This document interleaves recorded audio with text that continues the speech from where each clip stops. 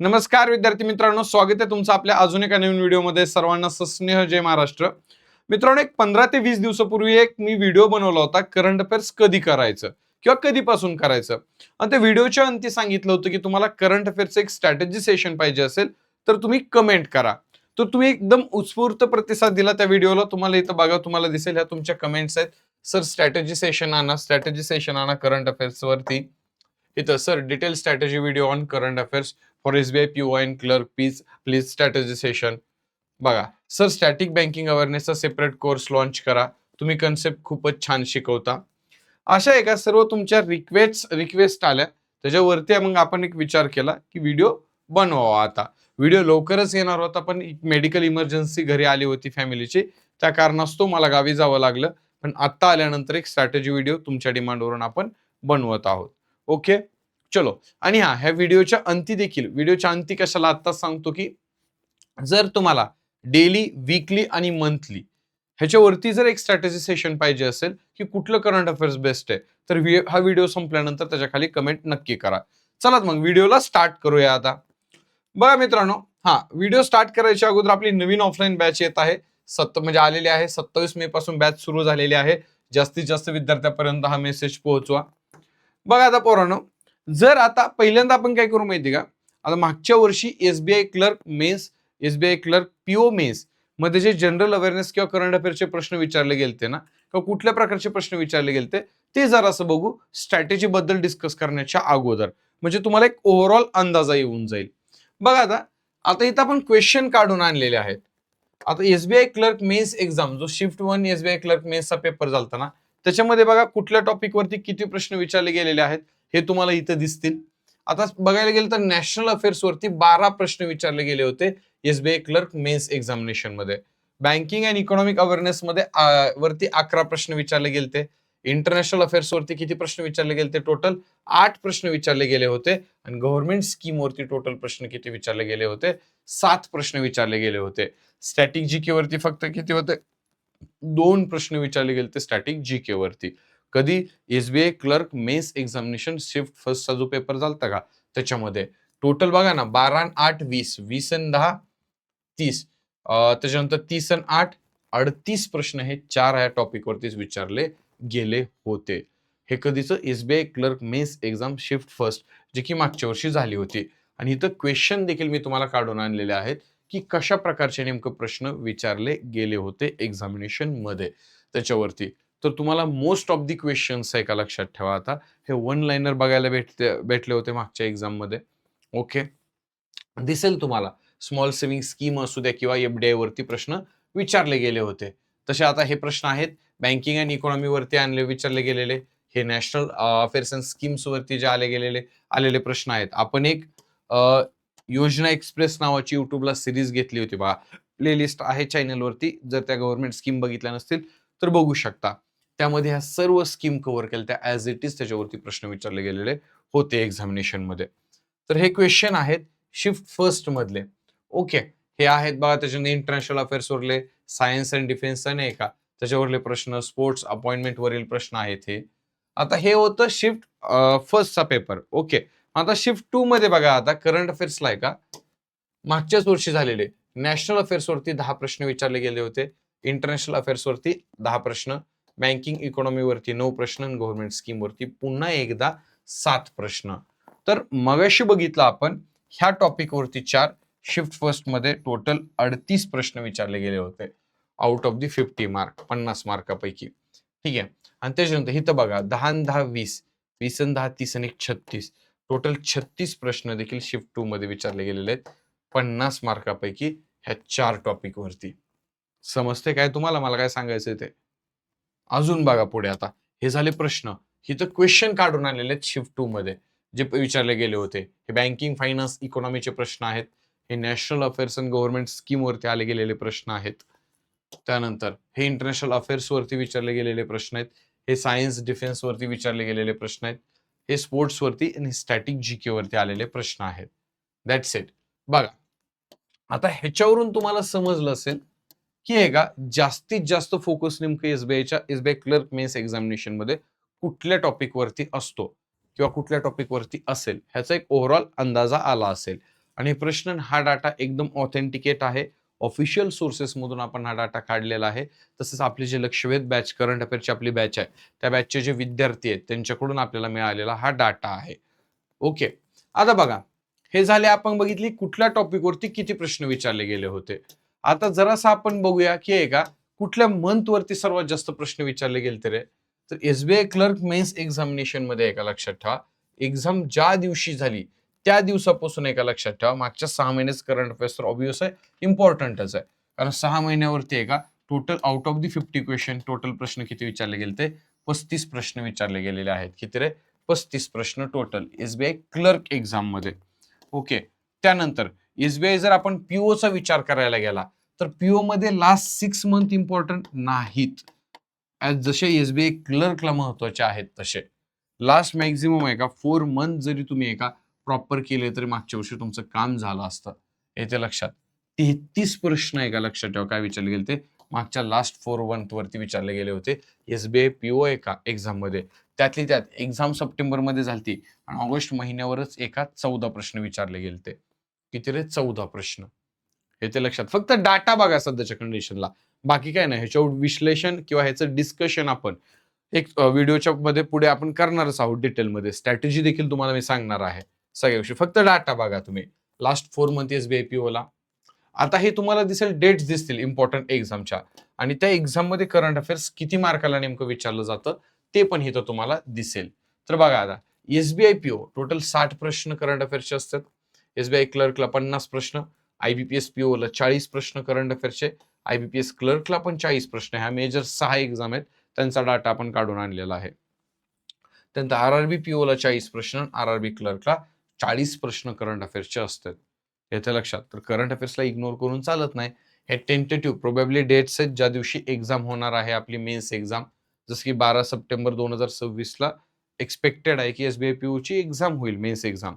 त्यानंतर नोव्हेंबरमध्ये SBI clerk होईल, ऑक्टोबर, डिसेंबर, जानेवारीमध्ये आरआरबी क्लर्क झालेले दिसेल. हे तर तुम्हाला दिसेल इम्पॉर्टंट मंथ्स आहे का म्हणजे प्रिव्हियस मंथ. आता प्रत्येक एक्झामचा डाटा काढून आणलेला आपण प्रत्येक एक्झामचा बघा. जर एसबीआय पीओचा विचार करायला गेलता तर एप्रिल टू सप्टेंबर म्हणजे एक आता बघा एप्रिल, मे, जून, जुलै, ऑगस्ट, सप्टेंबर हे 6 महिने दिसतात. पण मागच्या 4 महिन्यावरती आहे का एप्रिल, मे, एप्रिल आणलेला आहे इथं, हे कट करा. जून पासून ते ऑगस्टच महिन्यापर्यंत 33 प्रश्न विचारले गेले होते. ओके. किती रे? मागच्या किती ह्याच्यामध्ये 4 महिन्यामध्ये. त्याच्यानंतर मागच्या 6 मंथ मध्ये आहे का किती प्रश्न विचारले गेले ते टोटल 35 प्रश्न विचारले गेले होते एसबीआय क्लर्कला. त्यानंतर आयबीपीएस पीओ ला लास्ट 5 मंथचं करंट अफेअर्स आलं होतं आणि त्याच्यामध्ये 22 प्रश्न विचारले गेले ते. आयबीपीएस क्लर्कला 6 महिने, आरआरबी पीओ ला 5 महिने, आरआरबी क्लर्कला 6 महिन्यावरती मेजॉरिटी ऑफ द क्वेश्चन्स तुम्हाला बघायला मिळाले होते एक्झाम मध्ये. ओके. चलो त्यानंतर पुढे बघा आता जरासं. त्याआधी आपली नवीन ऑफलाईन बॅच येत आहे 8 जूनला. ह्या बॅच बद्दल सर्वांना माहिती सांगा. बॅचची फी आहे जनरल बँकिंग साठी 5,000 रुपये, ऍग्रिकल्चर असाल तर 7,000 रुपये. 8 जून पासून ही नवीन ऑनलाईन बॅच येत आहे, हे देखील लक्षात असू द्या. चालेल. आता पुढे बघा. आयबीपीएस पीओचं जर आपण बघितलं ना मागच्या वर्षी मेन्स एक्झाम झाली 12 ऑक्टोबर 2025 ला. तर तिथं आहे का टोटल आहे का 40 मार्कचा पेपर असतो आयबीपीएस पीओचा. लास्ट 7 मंथ वरती फक्त प्रश्न किती विचारले होते? 22 प्रश्न. 7 महिन्याचं करंट अफेअर्स तुम्ही ज्यावेळेस कराल त्यावेळेस फक्त तुम्हाला 22 प्रश्न विचारले होते. ज्यांनी पेपर दिलता त्यांना माहिती आहे. पेपर सगळे पोरं म्हटले सर डिफिकल्ट आलता, डिफिकल्ट आलता. डिफिकल्ट तर जाणारच आहे पेपर. का जाणार आहे डिफिकल्ट पेपर लक्षात ठेवा. कारण की 7 महिन्यावरती 40 पैकी 22 प्रश्न फक्त आलते. तुमचा बाकीचे प्रश्न कुठं म्हणजे कशावर विचारले गेले ते पुढे सांगतोच मी त्या सगळ्या गोष्टी. त्यानंतर बघा आता आयबीपीएस क्लर्कचा विचार करायला गेला तर एक्झाम ज्या दिवशी होती त्याच्या अगोदरच्या 6 महिन्यावरती फक्त 20 प्रश्न विचारले गेले होते. किती प्रश्न रे? 20 प्रश्न फक्त विचारले गेले होते. त्यानंतर आरआरबी पीओचं बघायला गेलं तर ज्या दिवशी एक्झाम होती त्याच्या मागच्या 5 म्हटलेलं येतं 6 महिने होते तर देखील 22 प्रश्न विचारले गेले ते करंट अफेअर्सचे. हाच बघायला सॉरी आरआरबी क्लर्कला पण सेमच पॅटर्न होता. ठीक आहे. त्याच्यामुळे मुलांना करंट अफेअर्स जरासं अवघड गेलं होतं. ओके. आता तुम्ही हा सगळा डाटा बघितला. आता ह्याच्या अंती तुम्हाला एक गोष्ट समजली असेल की करंट अफेअर्स अनप्रेडिक्टेबल आहे. तिथं काय येईल हे सांगता येत नाही. योग्य स्ट्रॅटेजी तुम्ही ठेवली तरच करंट अफेअर्समध्ये तुम्ही मॅक्झिमम मार्क आणू शकता.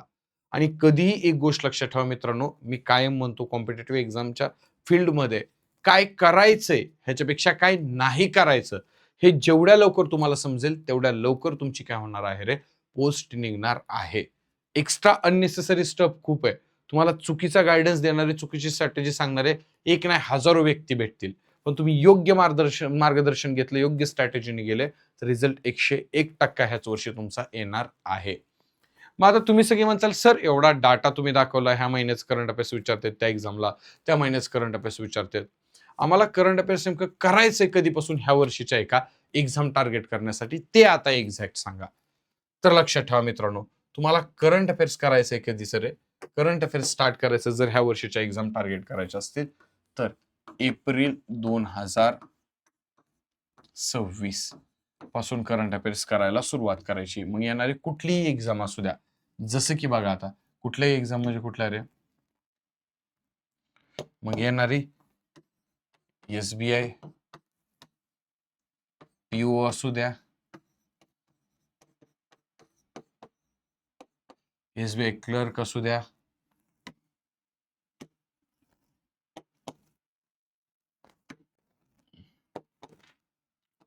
IBPS PO असू द्या,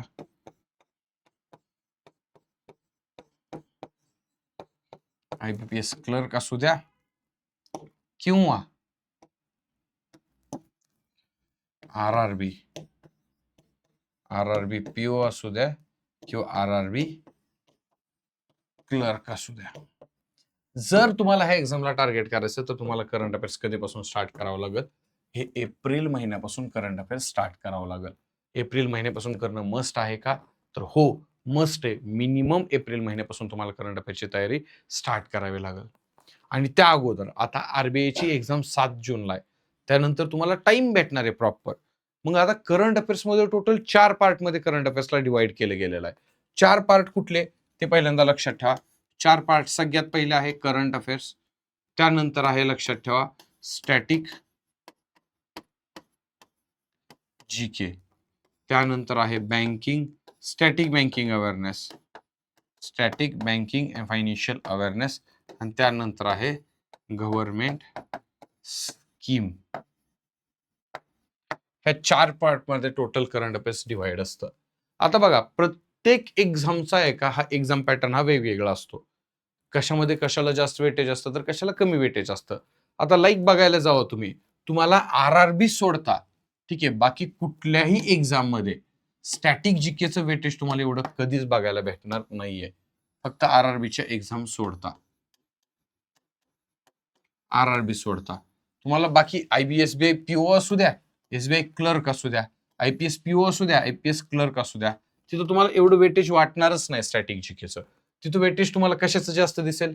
current affairs, static banking awareness, government scheme, तुम्हाला ह्यांचं वेटेज जास्त दिसेल त्या एक्झाम मध्ये.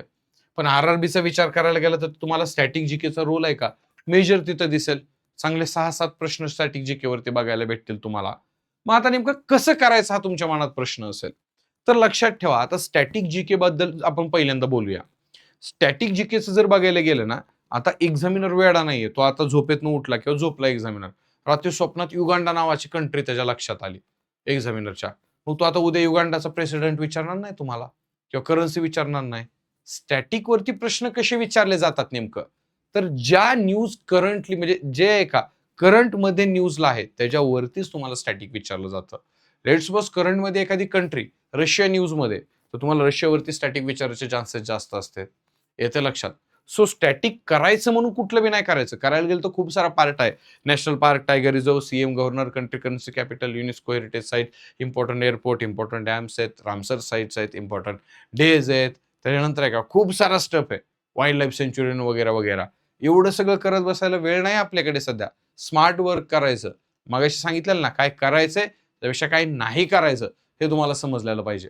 लक्षात ठेवा. बघा आता, मग स्टॅटिक जीके कसं करायचं माहिती आहे तुम्ही? ज्या न्यूज मागच्या 6 महिन्याचा तर तुम्ही करंट अफेअर्स करणार आहे इन जनरल बघायला गेलं तर.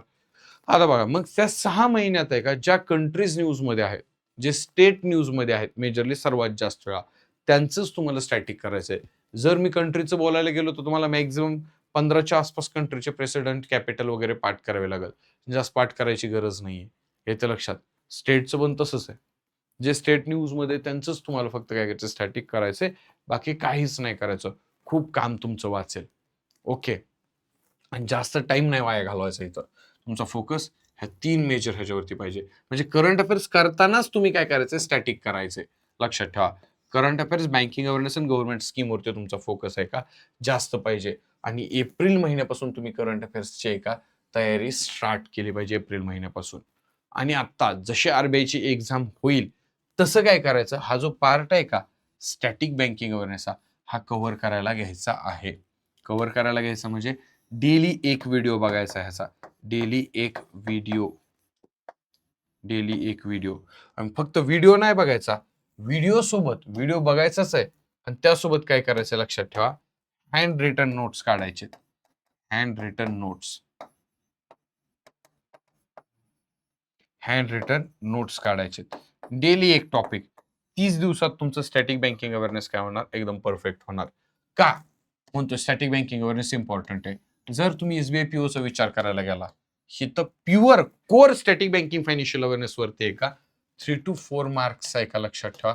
काय केले जातात रे स्टॅटिक बँकिंग अवेअरनेस वरती प्रश्न मिनिमम म्हणतो मी, जास्त तर येणारच, मिनिमम विचारले जातात. एसबीआय क्लर्कचा विचार करायला गेला तर हिथं देखील आहे का 4 to 5 मार्क्सचे प्रश्न तुम्हाला विचारले जातातच. आयबीपीएस पीओ घ्या, आयबीपीएस क्लर्क घ्या, आरआरबी पीओ, आरआरबी क्लर्क, प्रत्येक ठिकाणी स्टॅटिक बँकिंग वरती प्रश्न विचारले जातात. आणि हा जर तुम्हाला सर प्रश्नच नाही विचारला तर लक्षात ठेवा, प्रश्न जरी नाही विचारला, जोपर्यंत तुम्ही स्टॅटिक बँकिंग करत नाही का तोपर्यंत सर्वात इम्पॉर्टंट जो टॉपिक आहे त्याचं नाव आहे आरबीआय सर्क्युलर. आरबीआय सर्क्युलर हे आरबीआय सर्क्युलर करत असताना का म्हणजे इनफॅक्ट तुम्हाला सर्क्युलरच समजणार नाही. मेन गोष्ट ही आहे जर तुम्ही बँकिंग अवेअरनेस प्रॉपर केलं नाही तर. येते लक्षात. सो आता जशी आरबीआयची एक्झाम होईल 7 जूनला तसं काय करायचं तुम्ही डेली बँकिंग अवेअरनेसचा एक व्हिडिओ बघायचा आहे. बँकिंग अवेअरनेसचा एक एक टॉपिक परफेक्ट करायचा आहे. हँड रिटन नोट्स काढायच्या आहेत. करंट अफेअर्स एप्रिल महिन्याचं पासून करायला सुरुवात करायची. तू म्हणसाल कुठून करायचं ते देखील सांगतो. वेट काढ फक्त 5 मिनिटं. पुन्हा त्याच्यानंतर प्रश्न येतो स्टॅटिक जीकेचा. स्टॅटिक जीके कसं करायचं, करंट अफेअर्स करत असताना सोबत सोबत स्टॅटिक जीके करायचं. मॅगझिन वाचताय करंट अफेअर्सची तुम्ही, मॅगझिन वाचत असताना एखादी कंट्री आली तर त्या कंट्रीचे प्रेसिडेंट करन्सी तिथंच तेव्हा करायची. एखादी ऑर्गनायझेशन आली त्याची हेड, त्याची टॅगलाईन, एखाद्या बँकेची त्याचं हेडक्वार्टर लगेच तिथल्या तिथं करायचं. ह्या पद्धतीनं करायचं. गव्हर्नमेंट स्कीमला काय, तर गव्हर्नमेंट स्कीमला जास्त डोकंच नाही लावायचं. युट्यूबवर मी प्लेलिस्ट बनवून ठेवलेली, प्लेलिस्ट इम्पॉर्टंट गव्हर्नमेंट स्कीमची प्लेलिस्ट. ही प्लेलिस्ट अख्खी बघून काढा युट्यूबवरती. येते लक्षात. अख्खी समजलं. तिन्ही युट्यूबवर प्लेलिस्ट गव्हर्नमेंट स्कीमची व्हायची. स्टॅटिकचा व्हिडिओ लक्षवेध बॅच मध्ये आपल्या करंट अफेअरची बॅच आहे त्यात मी घेतलेलंच आहे. पण तुम्हाला कुठून करायचं तिथून करू शकता, त्याच्यावर बंधन नाही. मार्केटिंगसाठी व्हिडिओ नाही बनवलेला मी, इन जनरल व्हिडिओ बनवलेला एक इन्फॉर्मेटिव्ह की इथून पुढे रोड मॅप कसा असला पाहिजे तुमचा त्यासाठी. आणि स्टॅटिक जीके तर सांगितले कसं करायचं. आता तुम्हाला सर एवढ्या सगळ्या गोष्टी सांगितल्यात आता तुम्ही. आता एक काम करा, आम्हाला करंट अफेअर्स कुठून करायचं ते नेमकं सांगा. तर बघा करंट अफेअर्स तुम्ही करायचे आपली अशी मॅगझिन येते लक्षवेध मॅगझिन म्हणून. करंट अफेअर्सची मंथली करंट अफेअर्सची मॅगझिन येते. तर तुम्हाला करंट अफेअर्स आपल्या मंथली करंट अफेअर्स मॅगझिन मधून करायचं आहे. तुम्ही म्हणसाल सर ही मॅगझिन कुठं भेटेल आम्हाला, तर ही मॅगझिन तुम्हाला आपला टेलिग्राम चॅनल आहे current chronicles by Atish Shinde. Description मध्ये तुम्हाला त्या टेलिग्राम चॅनलची लिंक भेटेल. किंवा तुम्ही एक आपलं ऍप्लिकेशन आहे संकल्प 247 नावाने, त्या ऍपमध्ये देखील तुम्हाला हे मॅगझिन बघायला भेटेल.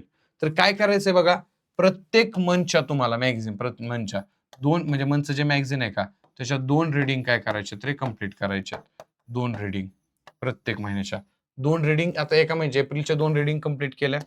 जशा 2 रीडिंग कम्प्लीट होतील लक्षात ठेवा रिव्हिजन इम्पॉर्टंट आहे. नुसतं वाचलं म्हणून वाचलं नाही. तुम्हाला 2 रीडिंग कम्प्लीट करायचे. आफ्टर दी 2 रीडिंग आहे का लगेच आपलंच आहे का अशी बेस्ट 200 MCQ आहे का त्याच महिन्यावरती आपण एक पीडीएफ येते अजून एक बेस्ट 200 MCQ. तुम्हाला ह्याची देखील काय करायची रे, एक रीडिंग आहे का कम्प्लीट करायची. एक रीडिंग ह्याची देखील कम्प्लीट करायची आहे.